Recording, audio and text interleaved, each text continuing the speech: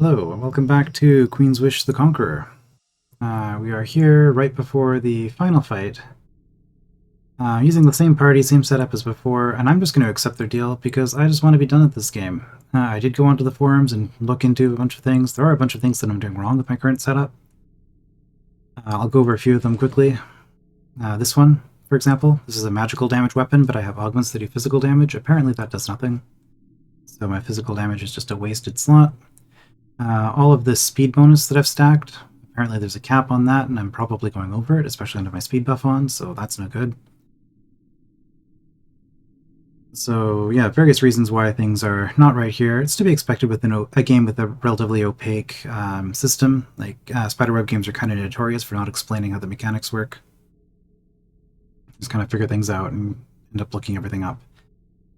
On your own anyway, which, to be fair, if I was playing this on my own and not for LP purposes, like not doing a blind LP, I probably would have looked all that stuff up anyway, because I would like to be building things properly. But anyway, I'm just kind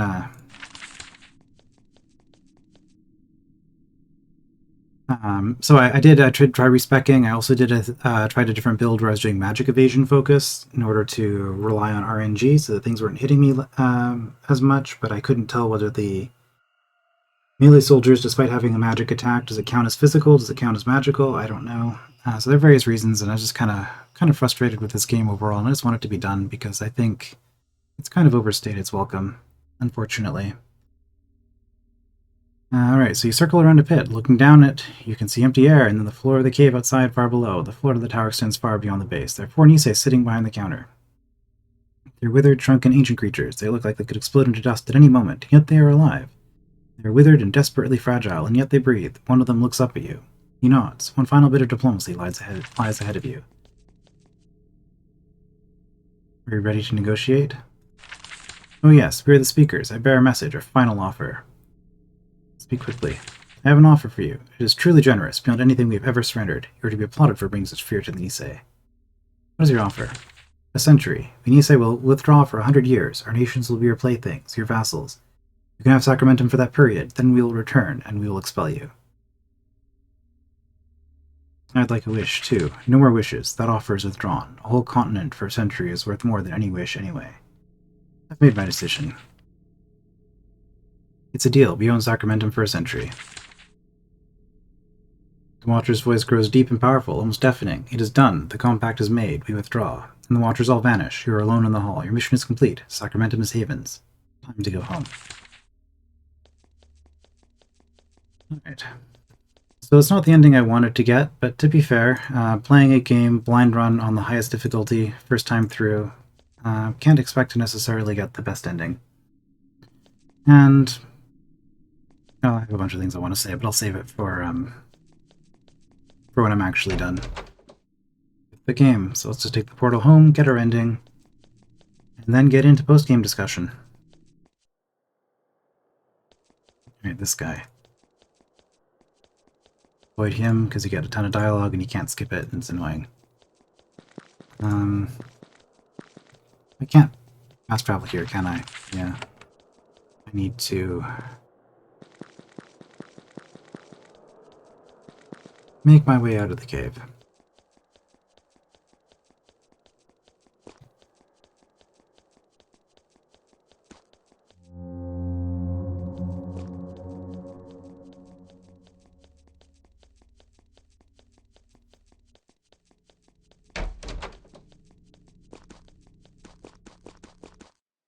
Alright, and from here... When you enter your fort, you sense that things have changed for the better.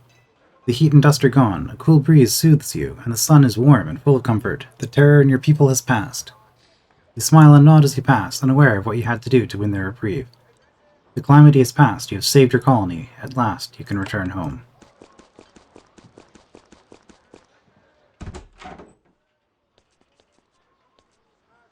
You hear the Queen's voice. It is uncertain, trembling. My child, I have been told you've entered the underworld. The Nisse are real, and you walked among them. That is all I have heard. Is it correct? That is correct. You've gone further than any of us, to a place where my sight cannot reach, a place where I cannot protect you. What did you find there? A dark underworld, full of enemies of Haven. I knew it. Do not underestimate the Nisse. This must be from before. I probably haven't talked to her, because this doesn't feel appropriate for where I am right now. They are strange and powerful. They have the power to curse the land and drive us out. They might even be able to destroy you or drive you mad with their lies. When I sent you to Sacramentum, I never realized I would have to face a hard truth. And the truth is, I am afraid. When I let you go, I thought I might lose you. But I never took the risk seriously. I never realized that you would truly become free of me. To take your own risks. To face disaster. I am afraid. Nathan, what are you going to do? I'll complete our mission. Sacramentum will be ours. A noble goal. At last, you're truly a child of Haven, a defender of our people. I will be strong. I won't try to stop you. I have to let you be brave. Whatever happens, I will remember this moment. I am so proud. Good luck, my child. Thank you, Mother.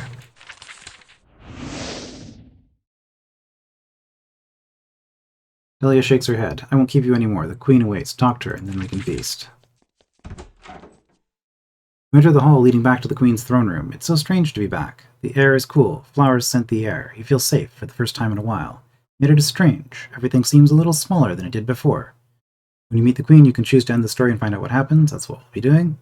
Make sure you're ready. You can also turn around and return to Sacramentum. No thanks. Sutter shakes his head. There'll be plenty of time to share war stories later. Right now, Mother needs her report. You enter the throne room. Once again, you find court in session. Your mother is waiting for you. When you enter, she looks at you and smiles. You haven't seen her in a long time. She looks different. She looks tired. She looks unwell. Where before, she always sat perfectly upright. Now she leans forward onto her upper legs. Nithin, my child, my prince, you have returned. Come, and give your report. Queen Sharon is still slumped on her throne. We wait to hear what you have to say, Prince. Time is limited. Life is short. I'm ready to give my report. As you speak, you feel a familiar unease. Despite all you have been through, you can't stand the thought of being judged by Mother, especially in front of all these people. Of course, Prince. What is the situation on Sacramentum? You took a very, very long time to return. I hope you used the time well. The calamity returned to Sacramentum, but I ended it. The nobles and generals engage in a spontaneous cheer. Your mother is beaming. Your words have returned a bit of healthy color to her cheeks. Where I failed, my child has succeeded. Sacramentum is ours, as it should be. I now eagerly await learning the status of all our wayward vassals. What do you want to know? First, the Yucatish. Our industrious, angry swamp dwellers, our vassals by treaty and right. Where do things stand with them? The Yucatish are our vassals. Our forces support King Borgan the 53rd. You chose the established power, already strong and wealthy. A prudent choice. Their king's desperation for our approval will make them easy to control. It will bring them many benefits. Now, what about the Vol, trapped in endless and bloody civil war? The Vol are our vassals. We are helping the Masha put down the rebellion. That is the choice I myself made, as you know. Perhaps my tolerating the excesses of the Masha is what led to their bloody war. Yet now that our soldiers are there, we may be able to correct that injustice. Finally, what about the Ariel? Those forest eccentrics, those lovers of beauty and safety. The Ariel are our vassals. We are helping the trench folk to gain power alongside the blessed. An interesting choice. I've already received letters from this Sistara, an industrious, aggressive woman. I like her. We will use our soldiers to make a more stable state in the Ariel Woods to benefit all. Well done. This concludes my questions. That is all, yes. Your voice catches in your throat. How can you never be at peace around your mother? Will you never be able to talk to her? There's an awkward silence. Finally, she says, you are back. Now I need to know if you are concluded. Concluded? Are you sure, finally sure, that you have done all you want to do on Sacramentum? I am done with Sacramentum. I am home. There's another general cheer. Your mother smiles, a genuine look of relief on her face. It'll be good to have you home. There's only one more thing, one last decision to make. Now that I am home, you have a final decision? All of the nobles and generals are paying very close attention. You are a Prince of Haven. What role you play in the future is a matter of great importance to all of them. That is why this is not happening. In private. Your brother and sister slip into the room and watch quietly from the back. Queen says, I sent you on a mission. You have returned. I will pass judgment on you. Before you to speak, I need to tell you about the Nisse. I made a deal with them. Let's just be upfront about that. Or not. You try to speak, but your jaw refuses to move. Your words end as a little choking sound in your throat. Unheard and unremarked upon. What curse is this? What spell did the Nisse place on you when you made your deal? Now you will receive accolades from Haven, none of them knowing about the bargain you made. In your judgment? You have prevailed. You have done all I asked, and more. In my eyes, you are a true hero of Haven. In my rule, I have had 3 great failures. She coughs painfully. I have decided it is time to rectify them. Sacramentum was the first. Through your victory, you have healed a wound in my heart. The other two failures probably going to be Queen's Wish 2 and 3, if I had to guess. The 3 failures? I have had a long rule. It is time to look back. Who knows how long any of us may walk on this world. It is time for me to correct my failures, while I can. It is my wish. What are the other failures? Queen Sharon straightens on her throne. This is not the time to discuss it. What will be done about the other failures? The child is home. This is a day for celebration. That business must wait for another day. What do you want from me? She rises from her throne and walks toward you. She wants to rest her hand on your shoulder to claim you and welcome you home. When she stands, however, she has a severe dizzy spell. She stands there, swaying back and forth. Nobody steps forward to help her. I'll wait. You soon realize that she is about to pass out. She's going to fall face first onto the stone floor. Nobody is helping her. Then, at the last moment, she rallies. She collapses back into her chair instead. She looks up at you, momentarily unsure where she is. Why wasn't I told that this was going on? She flaps a hand in the air. I forbade it. You had your duties. I would not distract you. Mother, you were ill.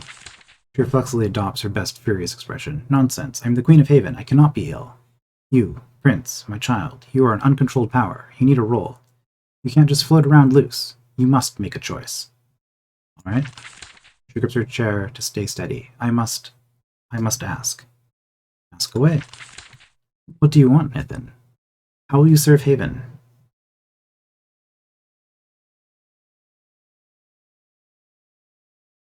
I wish to continue serving Haven. Everyone nods approvingly. A worthy answer. I can guarantee work for you. Good work, important work, fulfilling work. We will find tasks worthy of your training, rank, and talents. Your superb performance makes me think that you should have a post of great importance. As my child, you have earned your chance to make your mark on history. The nobles applaud. We will discuss this more. We have many decisions to make. In the meantime, we have a final bit of business, happy business. And that is? A feast, a celebration. Our family is reunited. Our child is home. Come, there will be drinking and eating and music and dancing until the wee hours. It is long overdue. Good, I'm hungry. In response, Delia cries out, To Prince Nithin! You are drowned out by the cheers. Attendants assist your mother out of the throne room. Servants lead you off in another direction. Soon the festivities begin. You are bathed, dressed, and led to a glorious feast.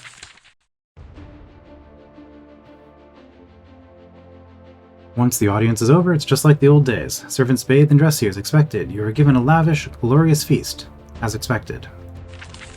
The mood of the crowd is buoyant. The lost colony has been reclaimed, which is a great cause for celebration. Many toasts are made to Sacramentum and to you.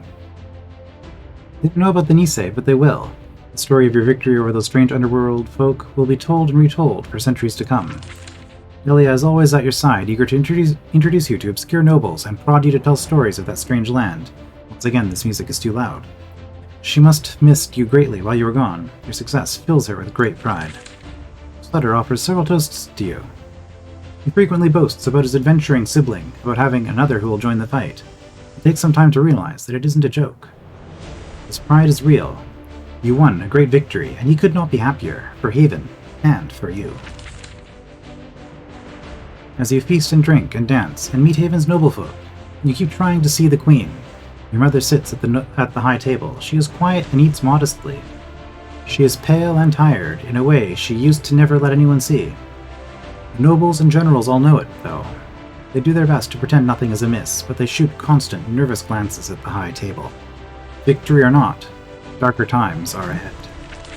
And then the feast ends. You sleep. The next day, life continues. After a reasonable rest, your mother finds work for you. Running an empire is difficult. There are enough jobs to do, mysteries to solve, brigands to hunt, and governments to destabilize, to take up 1,000 lifetimes. You were given vital work to do. You won Haven an entire continent, and many look up to you as a hero. Your help and advice are constantly sought after, so much so that you struggle to find a minute to yourself. Your new life has many difficulties, but you have a purpose now. You have a place. Even with the flaws, this ends up meaning a great deal to you. As the months pass, your new life takes shape. You start to hear rumors from Sacramentum. It is interesting to learn what happened there in your absence. With the help of the West Battalion, the Borgen clan is easily able to maintain power. They grab huge swaths of land from the Brock and Ganel. enough to keep them weak and divided for many years. King Borgin tries to make the Ukatish more civilized and accepting of the outside world. Only nobles make an effort. The common folk and other clans stay as insular, mistrustful, and angry as always. Your soldiers force them to be merciful. There is no civil war, no starvation. The Brock and Cannel are able to survive and, years later, prosper. Long after you have forgotten about Sacramentum, they are plotting new rebellions. It is the Ukatish way. With the help of the South Battalion, the Owen rebels are easily defeated. Adraka falls and its gates and buildings are destroyed. It will never again provide a haven for any sort of rebel. Very little news escapes Sacramentum of the steps the Masha take to subdue and punish the Owen. This is probably good. It would disturb your peace of mind. The Masha are grateful that you saved them. The tribute and goods flow freely to your people, and Havenites learn not to ask too many questions. The East Battalion takes a star at Heil Hovo and informs the Watchers that they are going to have to share with all the people of the Ariel Woods. Their responses are confused, unfocused, and eventually entirely inadequate. With Haven's guidance, the way the Ariel are ruled changes greatly. Of course, at every step, Haven's diplomats make sure that the new laws help the trench folk a little bit, and Haven a lot. They have lots and lots of experience warping new vassals to your advantage. Before the Ariel realize what has happened, they are entirely dependent on your empire to run their nation. They become one of the more profitable of your vassals. Haven's colony in the poor lands in the center of Sacramentum, after long years of neglect, they are rewarded with great prosperity. Sacramentum eventually falls under full control. Your forts and towns grow and become prosperous. Those Havenites fortunate enough to get to Sacramentum early become very wealthy. As time goes on, the Nisse are forgotten entirely. They're spoken of as children's stories and nothing more. Also forgotten. Any idea of a free, independent Sacramentum? Of course, in time, the Nisse return. This happens long after you're dead, so it isn't your problem. Exactly. As years pass, all of the news comes back to you. It's an interesting diversion, but that is all. In the chaos that comes, it is all only trivia from a half-forgotten land. In the difficult times that come, the thing you remember is the celebration when you returned home. As it grew late, you went to look for your mother. You found her being led to bed by not her normal attendants, but healers. When you found her, you finally tried to ask what was wrong with her. She cut you off with a gesture. She didn't answer any of your questions about it. Once you were silent, she waved you close. She leaned toward your ear. You sighed slightly, waiting for yet more congratulations. She whispered, "My child, everything changes.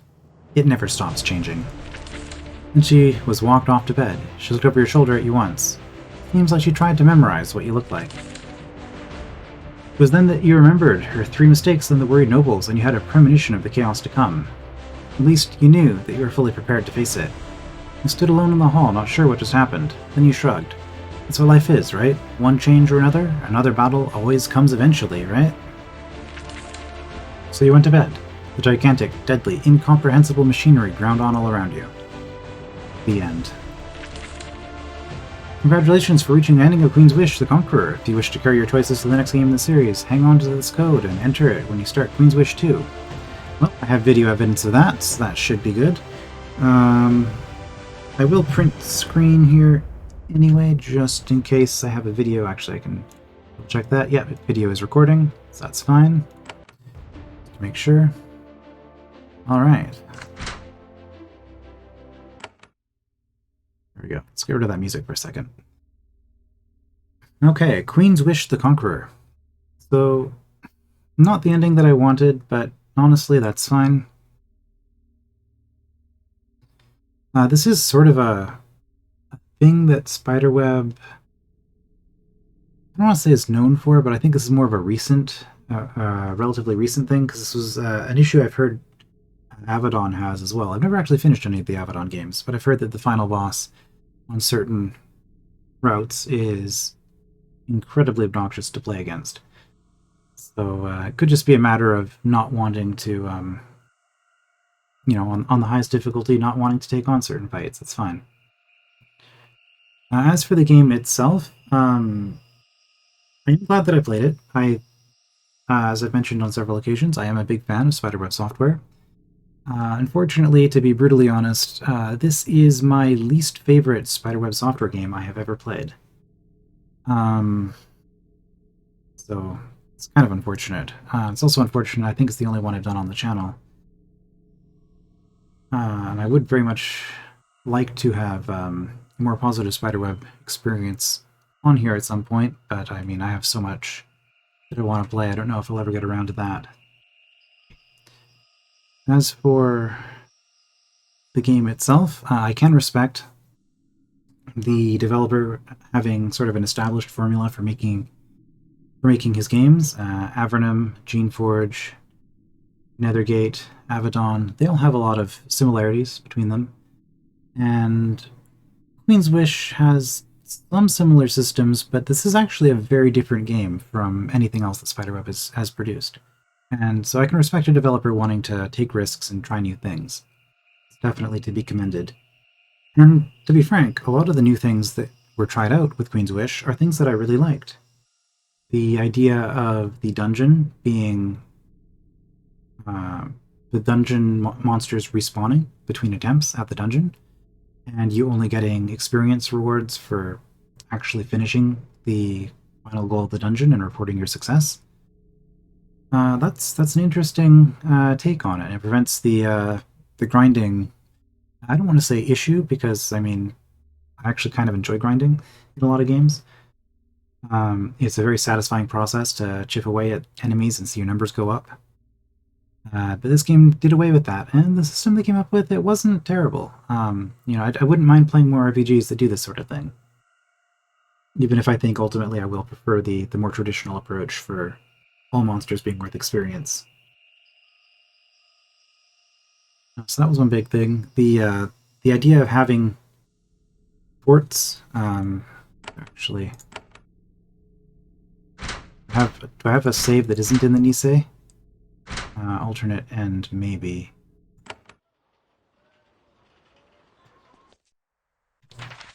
Yeah.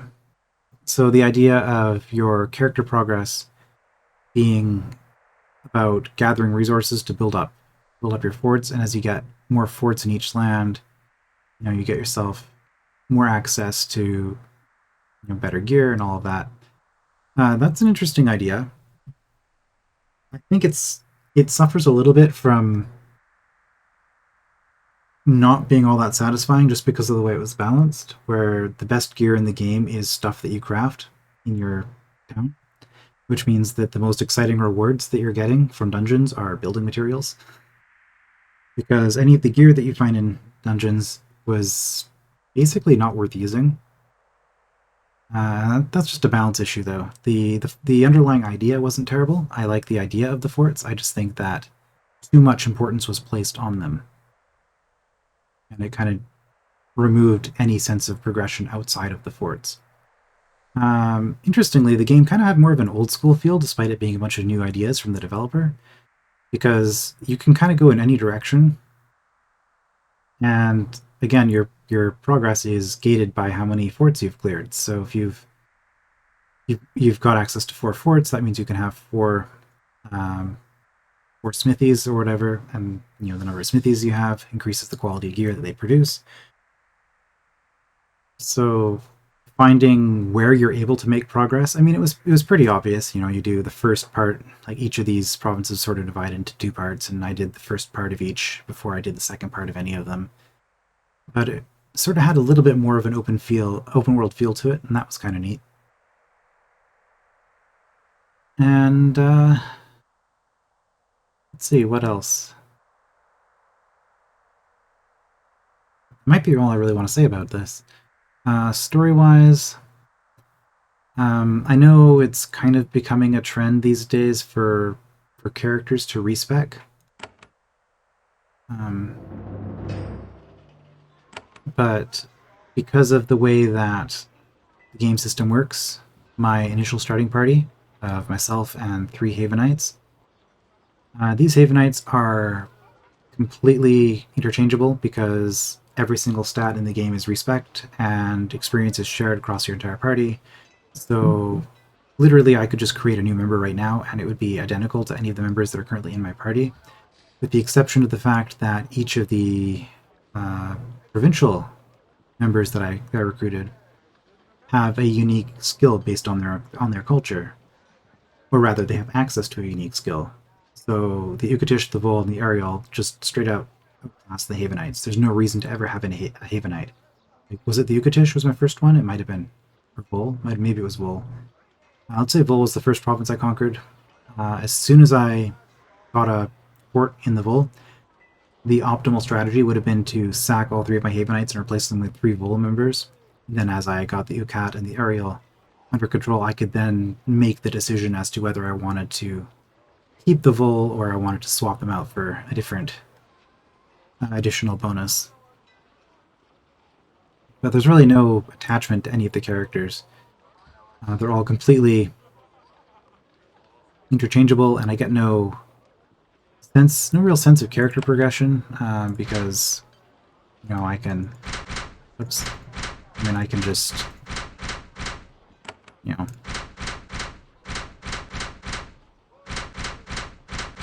I can freely respec. So what does it matter, right? Like, oh, I guess I'm gonna be a wizard instead of a fighter. Like, I can just switch at any moment. And like I said, this is sort of a more modern game design philosophy, I guess, but it's not one that I'm a huge fan of, just because, like, I get why developers do it. It's because you don't want to punish the player for making a mistake, especially if the player is going through a game for the first time, and it's a game that's going to take a lot of time, a lot of investment. I think Diablo sort of encapsulates that the most for me. I had a ton of fun in restarting new characters in Diablo 2 over and over, making new builds and trying out new things. And then with Diablo 3, it was just like, you know, you make one barbarian and then you have all of the barbarian skills and you can switch them freely and you never need to make another barbarian ever again. And it just kind of got rid of the identity of the individual characters. And so, in a way, the restrictive and arguably worse approach just feels so much more satisfying to play through. And so this, you know, free skill point reallocation, I'm actually not a fan of it. I like having to sort of commit to a build. And the fact that your characters have no class whatsoever is just the, you know, the cultural stuff. But as far as your actual characters, I mean, you have combat, magic, and support as different tech trees, but there's no set classes, there's no real restrictions on what you can do. You do need to have certain levels of things to use, you know, certain tiers of skills in order to use certain gear, but overall, yeah, I wasn't really a fan of that character concept. You removed all the skills in that tier. You didn't. Okay. Apparently dumped. I lost all my gear because I took off all my skills. Okay, that's fair. Story-wise, as far as the writing goes, the game was alright. It had 3 provinces. Each province had a conflict. I think that was executed pretty well. I did enjoy sort of learning about each of the lands, and then being forced to sort of pick a side.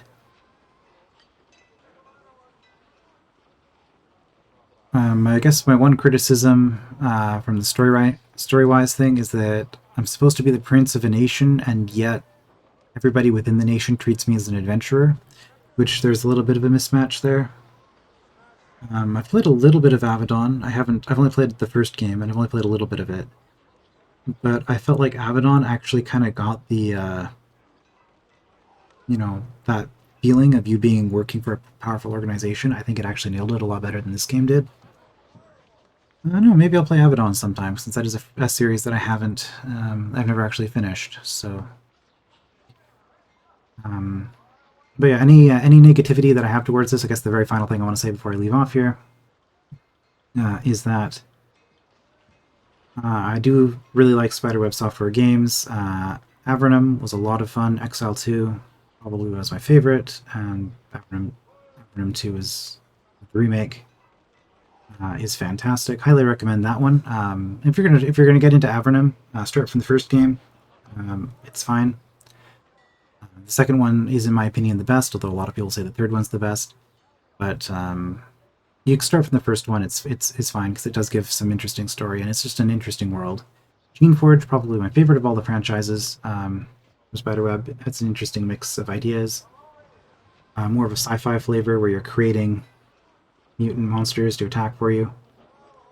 Quite a neat system, and the best storytelling in any Spiderweb franchise, in my opinion.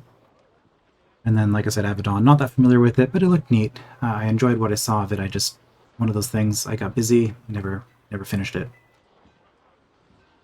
And Nethergate, of course, the unsung experiment of Spiderweb, playing as the Romans or the Celts, and you have a two-part story where you can play as either faction. And that one's quite interesting. It's really old. The interface is going to be a bit of a struggle, I think, for any person who's just getting into it. So I can't really recommend it on those grounds, but writing-wise, it was very good. It was an interesting idea, and it was a fun game as well. Anyway, that was it for Queen's Wish. I will continue with another project next time. I will see you then.